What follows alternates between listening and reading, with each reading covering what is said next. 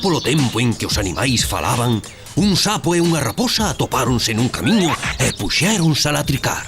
Hola, señor Raposo. Es de por aquí, sapete. Nunca te vira. Sí, señor Raposo. E vivo na poza que queda collendo aquí mesmo, neste ángulo á esquerda. Eu, non obstante, sí que o teño visto a vostede algunha vez polo barrio. Desculpa se non reparei nunca en ti, pero, claro... O raposo medio riu orgulloso de non pasar desapercibido e empezou a falarlle ao sapo das moitas virtudes coas que se consideraba adornado. Eu decátome de que, polo contrario, a miña presenza non pode deixar de aprezarse.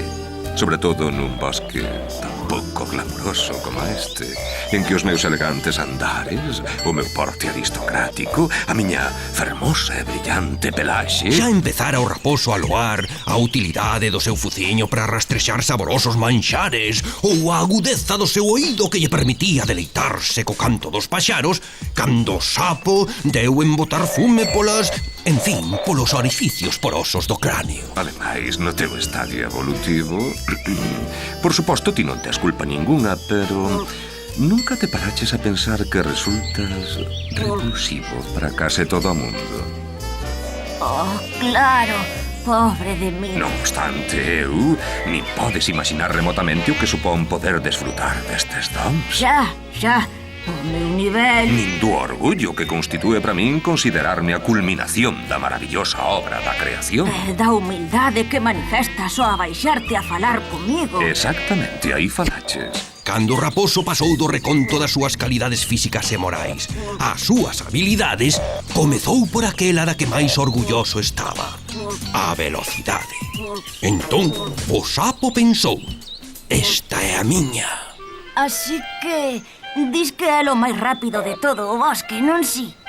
Todo o mundo sabe que os raposos somos particularmente veloces. Entre todos os meus conxéneres, eu destácome especialmente. Mentres escoitaba a parolada insubstancial do raposo, o sapo deseñaba a súa vinganza de tantos desprezos como soportar en tan breve conversa. Entón, retouno. Pois eu dígoche que son máis rápido que a ti. Pero ti que diso? Queres que fagamos a proba?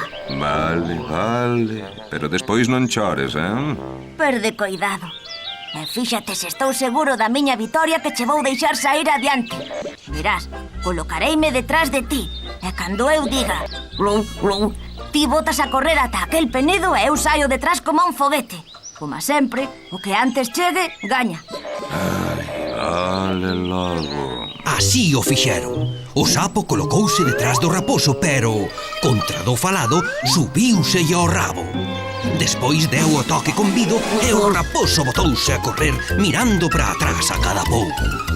Como non podía ver o sapo, dicía: